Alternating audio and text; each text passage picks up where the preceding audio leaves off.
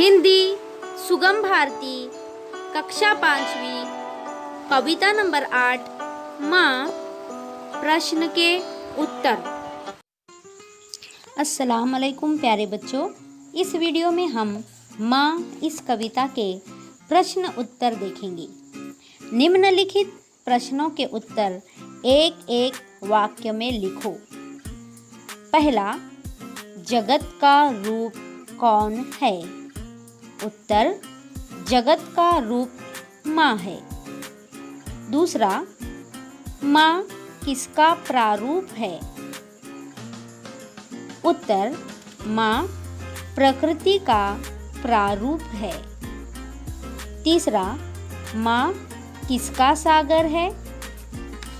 माँ ममता का सागर है। माँ किसकी ज्योति जलाती है? उत्तर, माँ संस्कारों की ज्योति जलाती है। 5, माँ किसे सजाती है?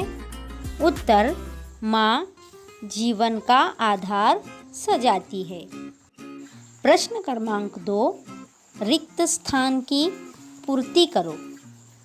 माँ टिम्ब टिम्ब टिम्ब स्वरूप हो तुम। उत्तर, ब्रह्मांड स्वरूप हो तुम। 2 नंबर, टिम्ब टिम्ब टिम्ब की ज्योति जलाती। उत्तर, संस्कारों।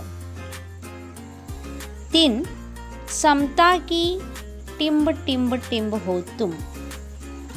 उत्तर, समता की गागर हो तुम। 4, ममता का टिम्ब टिम्ब टिम्ब हो तुम।